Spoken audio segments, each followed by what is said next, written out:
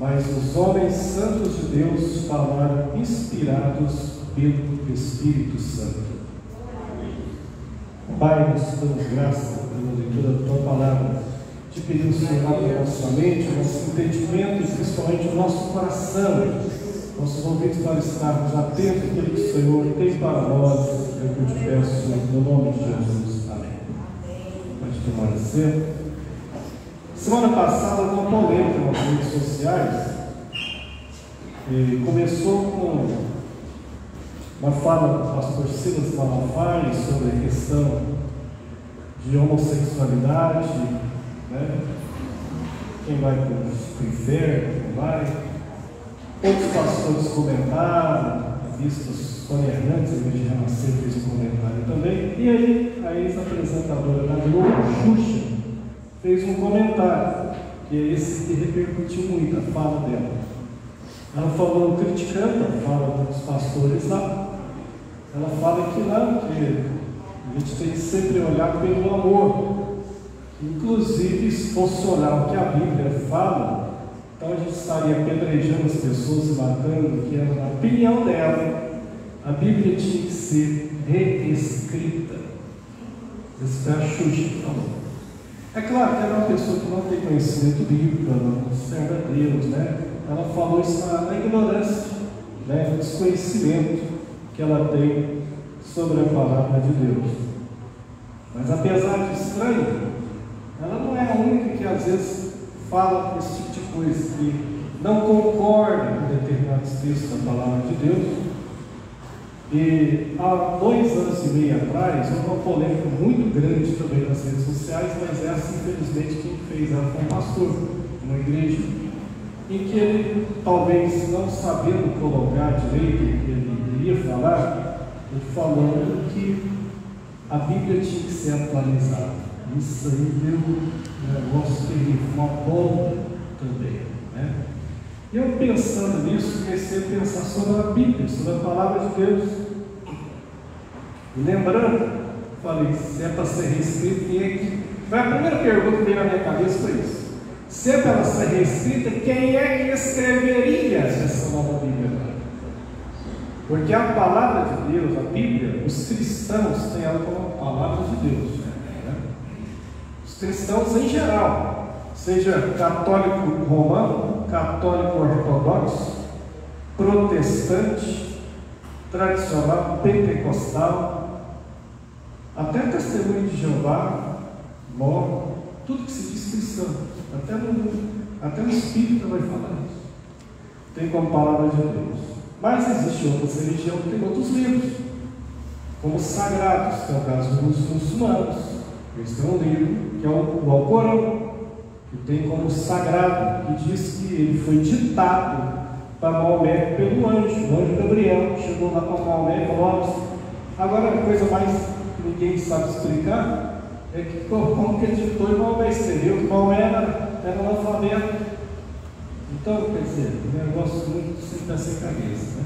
Mas está aí. O Alcorão é considerado um livro sagrado, inspirado. Mas quem já leu o Alcorão, eu já li, é um livro que não tem nada a ver com a Bíblia Sagrada. Ele pega os trechos da Bíblia e coloca outras coisas, mas uma maluquice. Eles falam que ao homem, esse versículo para as mulheres é um horror, né? Ao homem é permitido ter 4 mulheres, desde que ele possa sustentá-las. E o homem também pode bater nelas. É desse jeito que está, é bem machista. E fala que pode empreender guerra contra os infiéis, guerra santa, daí o termo guerra santa. Então, incita o ódio, incita a violência, tem muito esses termos. Se você for ver o hinduísmo, eles têm suas regras de fé, o budismo também, que não é a Bíblia, nem no hinduísmo, nem no budismo. E aí chega no grupo que nós chamamos de cristãos, e aí é um grupo bem eclético, porque, como eu disse, são tanto protestantes como outras religiões que se dizem cristãos. No caso do Espiritismo, aí é mais complexo, porque apesar de eles falarem a Bíblia, a grande verdade é que eles seguem outros livros. A gente sabe disso, né? Principalmente 2, são os principais. O Evangelho segundo Allan Kardec e o Livro dos Espíritos. Esses dois é a base do Espiritismo kardecista. Escrito pelo homem que não chamava Allan Kardec, chamava Léon Hippolyte Ravel, um francês, que disse que incorporava um espírito de um médico chamado Allan Kardec. Allan Kardec é o nome do espírito, mas daí ficou conhecido como Allan Kardec.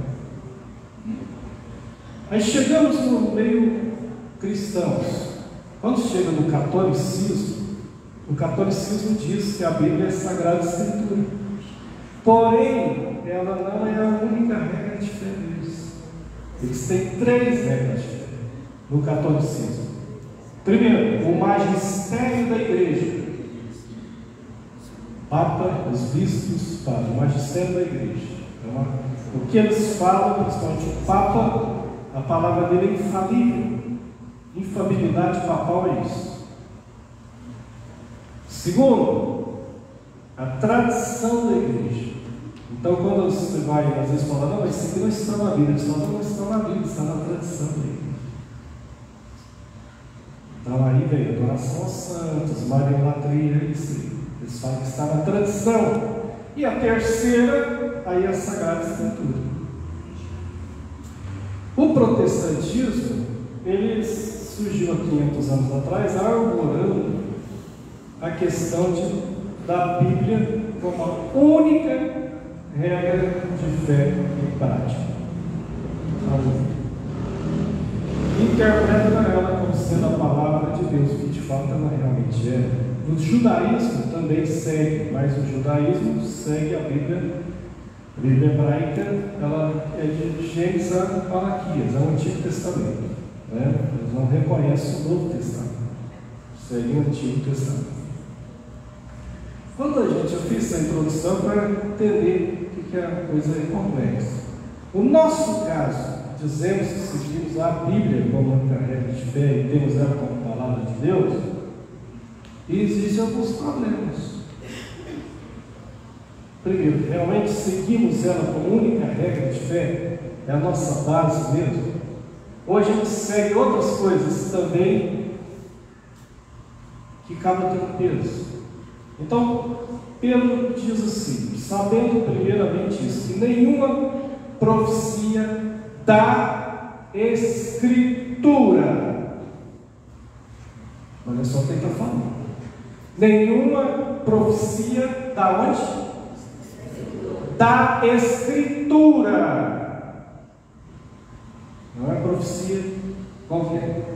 Nenhuma profecia da Escritura de particular interpretação. Quer dizer, eu interpreto do jeito que eu quero. É isso que eu estou falando.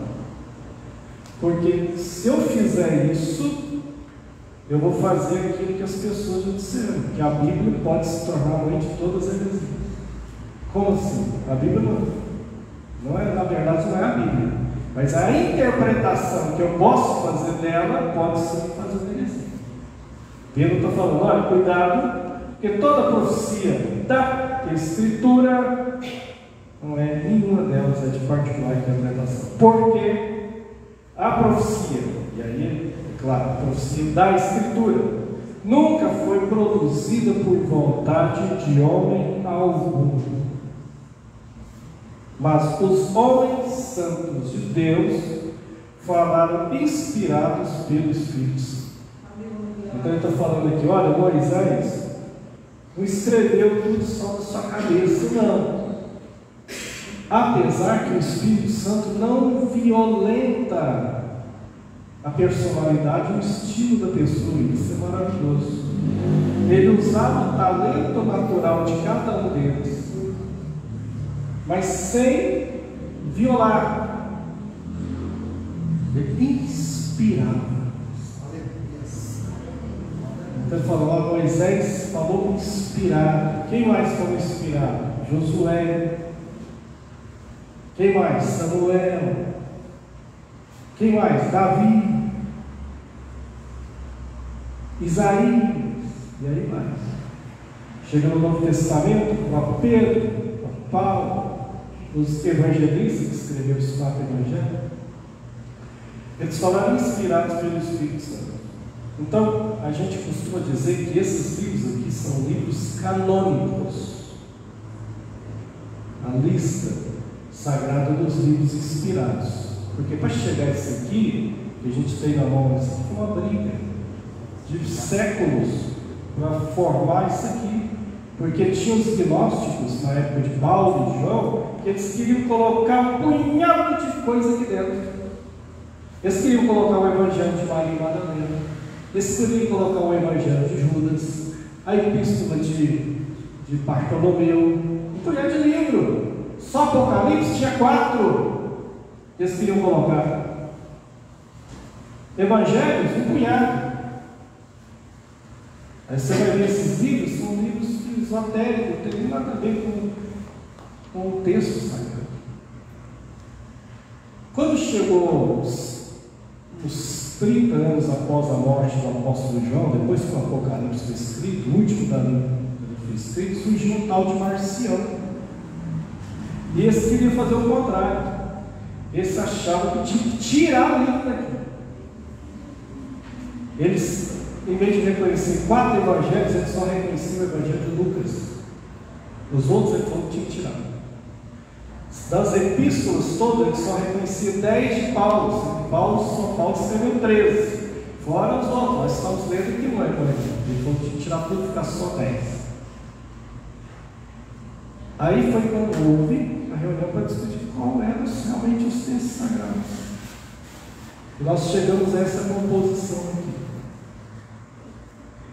Esses homens que escreveram isso aqui, era o que a gente fala, a Bíblia foi de homem, foi escrito por homem, foi escrito por homem mesmo.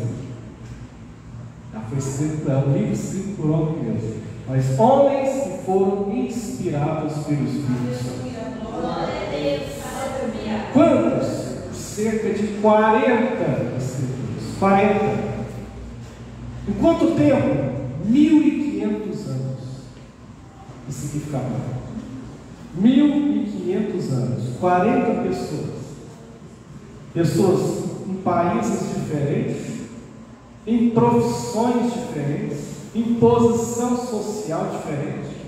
Pessoas que nunca conheceram um ao outro. Por exemplo, Moisés, 1300, 1400 anos antes de Cristo. João já quase perto do ano 100 depois de Cristo. Pescadores, pastores de ovelhas, reis, rabinos, publicanos, profissões das mais variadas, príncipes, como Moisés. Deus chamou pessoas de culturas variadas. Pessoas como Pedro, que não tinham uma cultura grande. Ele era chamado pelos escribas de iletrados. Como é que esses homens iletrados estão falando aí? Era Pedro e João, eram pescadores. Como que sabedoria é essa? Eles estudaram na faculdade de teologia aqui em Jerusalém. Como que eles estão falando isso aí que eles estão falando? Mas é o Espírito Santo que estava esperando. Não pode. Quem que ensinou? Ao mesmo tempo, Deus usou intelectuais, como Paulo, um homem que falava todos os idiomas da época dele, todos. Falava grego, falava hebraico, falava latim. Onde ele estava, ele sabia o idioma. Era um poliglota. Chegou a pregar em Atenas para os filósofos da Grécia. Um intelectual. Mas Deus usou também um homem simples como Pedro, e ambos foram apóstolos de Jesus. Depois, como está escrito. Quem inspirou eles? O mesmo Espírito. Aí você vê Gênesis, Apocalipse, a harmonia que tem a Bíblia. 1500 anos, 40 escritores, mas um autor. Um autor. O Espírito Santo. O autor é o só. E sabe quem que é o melhor para explicar um livro? O autor do livro. Se você comprar um livro de qualquer autor que existe por aí, por exemplo, um livro político, Fernando Henrique Cardoso, que escreveu vários livros. Ou você quer comprar um livro de literatura, um livro de Monteiro Lobato. Aí você pode escrever sobre aquele livro, escrever, dar sua opinião. Mas olha o que o autor fala. Eu posso chegar e falar, não, Monteiro Lobato quis falar isso aqui nas caçadas de Pedrinho. Ele queria que estava falando isso aqui, porque isso aqui. Essa é a opinião minha. Se for me entrevistar ele, ele fala, não, quando eu escrevi isso aqui, eu queria falar isso. Eu derrubo tudo. Porque ele é o autor. O autor é ele. Ele sabe o que ele estava pensando quando ele escreveu aqui. O autor da Bíblia é Deus. Então o melhor intérprete dela é o Espírito Santo. E ele tem palavras aqui nesse livro que é com a comunidade inteira, às vezes o país inteiro. E às vezes ele tem uma palavra com uma pessoa só. Por isso que Davi dizia, lâmpada para os meus pés é a tua palavra, luz para o meu caminho. Jesus se referia à Bíblia como as Escrituras. Ele falou, examinai as Escrituras, porque vós cuidais ter nelas a vida eterna, e são elas que de mim testificam. Então examina-as. O que é exame, hein? Você vai fazer um exame, irmão, no médico. Um exame é uma coisa detalhada, não é? Porque se não é um exame, você chega lá, o médico só fala, como é que você está? Ah, velho, estou indo passear aqui, sei lá. Pode ir embora, tá? Ah, mas você examinou? Não. Isso não é exame. Você fala, não, você tem que fazer uma endoscopia. Você tem que fazer um ultrassom. Eu quero um hemograma completo seu. Aí é um exame. Ele está te examinando. E a partir daquele resultado vai te falar. Mas Jesus falou isso sobre mim. Examinai as Escrituras. Então não é uma leitura superficial. Não é horóscopo. Não é tarô. Igual tem gente que usa a Bíblia parecendo que é um negócio. Vou abrir aqui. Isso é um perigo.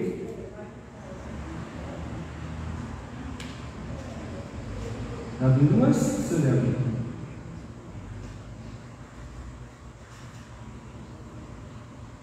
Ah, estou com problema lá com o meu marido e tal. Então vai lá em 1 Pedro, capítulo 5, e vê lá como as mulheres devem tratar os maridos. Talvez é diferente como alguns tratam. Vê lá Provérbios, e vê como o tratamento das suas mulheres, das outras mulheres.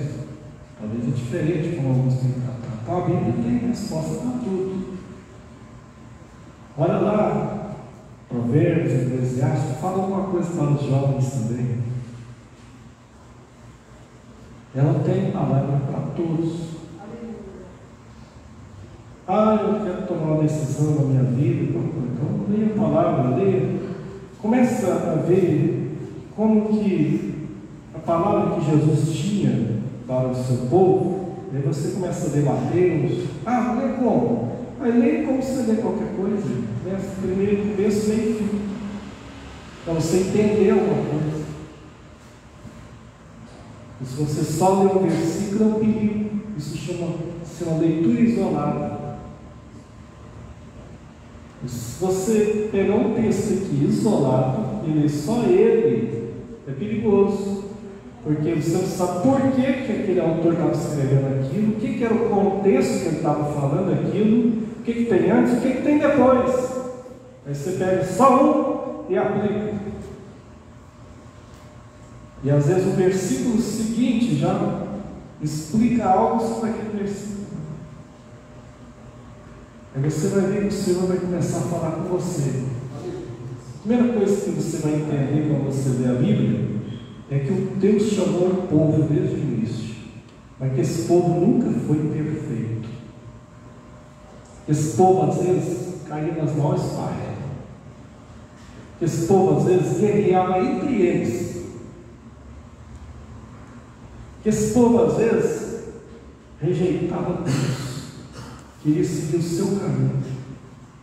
E Deus, então, tinha que dar alguns avisos para eles. Falar: se vocês obedecerem a minha palavra, vocês terão isso de Deus.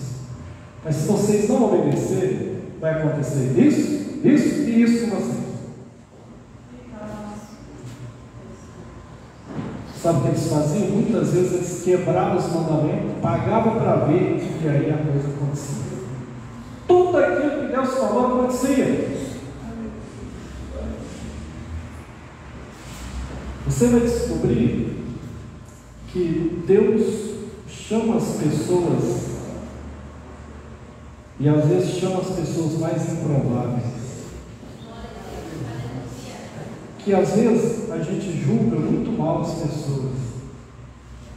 E às vezes quem você pensa que é muito santo não é tão santo igual precisa ser. E às vezes quem você pensa que não é muito fiel a Deus, você não faz ideia do preço que ele ou ela paga para servir a Deus. Você vai ver que a Bíblia fala para cuidar com a aparência, porque o homem olha a aparência, mas o Senhor vê o coração. Você vai ver que Deus tratou esse povo, às vezes parece ao nosso lado, parece duro, mas no fundo é um tratamento de amor, que Deus queria salvar esse povo. Deus queria apenas mostrar para eles o caminho certo que eles tinham que seguir. E às vezes vinha alguma coisa ruim sobre eles, aí eles clamavam a Deus, e aí Deus enviava no caminho. Aí quando eles melhoravam, eles esqueciam de Deus. Parecem as pessoas hoje. Porque tem pessoas que estão na prova Deus, prova financeira, prova na família, prova. Isso aí é uma bênção. Bênção de oração, faz vigília, jejum, mas aí de repente compra um carrinho, compra uma casa, aí começa a achar que já está em cima do tijolo já. Começa a esquecer de Deus, aí esquece, fala dominical, não sabe o tempo que vem, Bíblia, não sabe o tempo que olhou para ela, está lá na partilheira, lá em Coelho. Aí de repente vem aquele negócio, a rocha, aí a pessoa, oh, meu Deus, não, ora por mim, 6 horas, nós vamos 6 horas, né? Vamos 6 horas por mim, 6 horas por mim. É importante realmente você comunicar a necessidade e pedir oração, mas o mais importante é você orar. O mais importante é Deus ouvir da sua boca a oração. Apesar de ele já saber o que você vai pedir, mas ele quer te ouvir. Davi fala: Senhor, antes que a palavra chegue na minha língua, tu já sabes. Mas ele orava e dizia: Senhor, eu te busco de dia, te busco de noite, o meu prazer é a tua lei, a tua palavra. Ele estava falando para Deus. Se ele fizesse com as pessoas, ele estava falando para Deus. Se ele mentisse, tinha jeito, ele estava falando com Deus. Você vai ver que essa palavra é chamada na Bíblia de um martelo que esmiuça a pedra, quebra a pedra. E às vezes ela vem com um poder tal que quebra a certeza que você está tendo, mas é uma certeza que não vai te levar a Deus. Aí essa palavra vem, falar essa sua certeza não vai nada. Você está temando seguir esse caminho e não é por aí.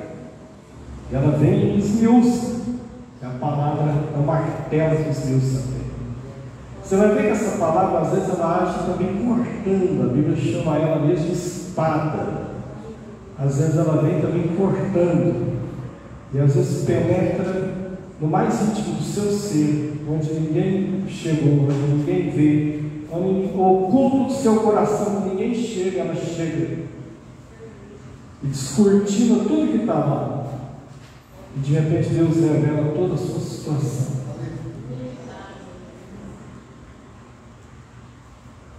e as suas decepções mais profundas que você tem, o Senhor vem e fala com você.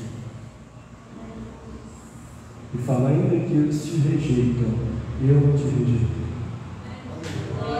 Ainda que não te conheçam, eu te conheço. Ainda que não entendam, eu sei o caminho que você chegou até aqui. E o mais importante, eu sei aonde você vai também.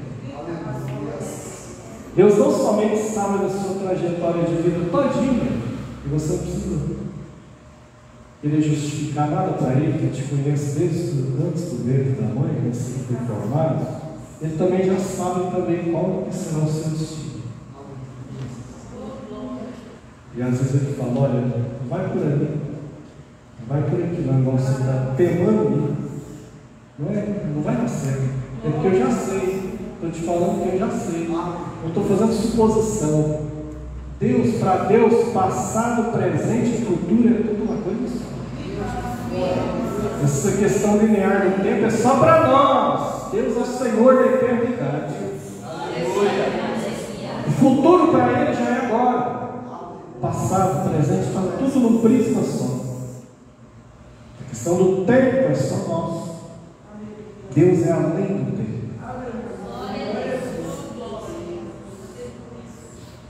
E quando Ele fala, olha, busca ao Senhor de todo o seu coração.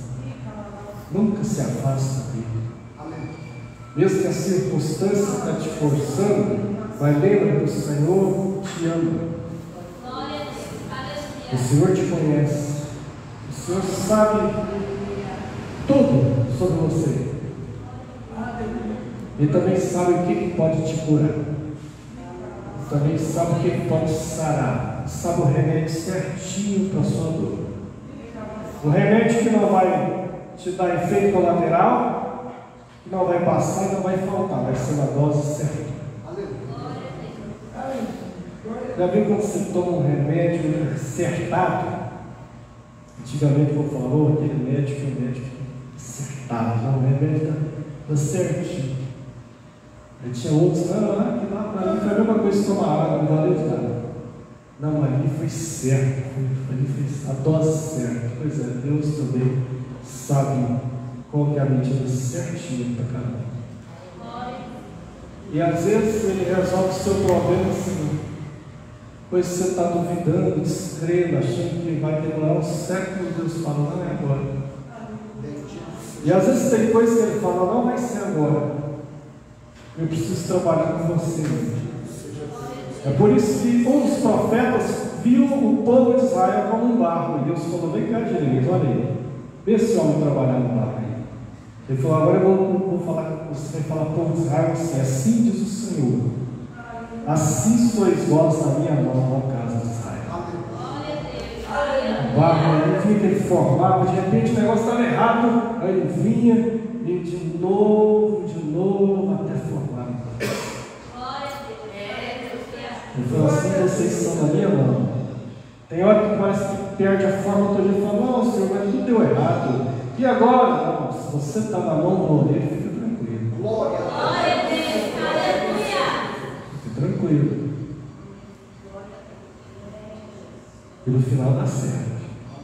Porque ele é o oleiro. Agora, se você sair da mão do oleiro, aí é problema. Aí é problema. O problema não é como as pessoas, cuidar de Deus, vai colocar a mão sobre você. O problema não é colocar a mão. Se Ele colocar a mão, aí é glória. Porque nós estamos debaixo da nuvem.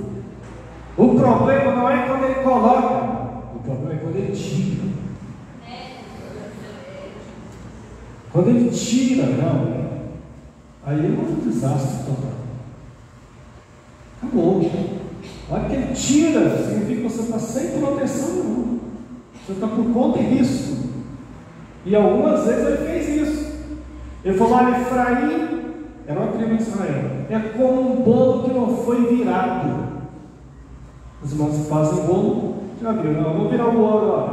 Uma rosária, candeira de primeiro. Vou virar o bolo. Pois Ele falou, Efraim é um bolo que não foi virado. Quer dizer, um lado ele está cozido, o outro ele está com deixa deixar. Ele falou isso para o profeta Oséias. Sabe que Deus fala isso? Deixar. Aí a tragédia assim.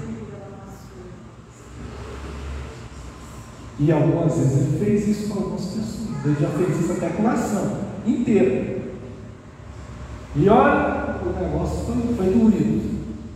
Foi doído, mas foi doído mesmo. Agora quando a pessoa fala assim, eu estou aqui, tem misericórdia, quando Davi fala, não me lances fora da tua presença, eu vi o que aconteceu com Saul, eu não quero que ele para mim lance, tem misericórdia, não me lances fora da tua presença, e não retires de mim o teu Espírito Santo. E quando ele era jovenzinho, quantas vezes ele foi chamado para a harpa dele, para tocar para um homem, que já tinha sido usado por Deus e agora estava atormentado. E só quando ele chegava lá e começava a salmodiar diante do Senhor, aquela coisa estranha que estava na vida daquele homem, ia embora. E ele lembrou quando ele errou. Ele falou: Senhor, eu não quero ficar com a Saul, não. Tem misericórdia de mim, não me lances fora da tua presença, não retiras de mim o teu Espírito Santo.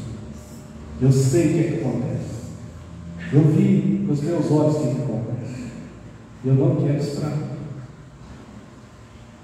Vamos estar em pé em nome de Jesus.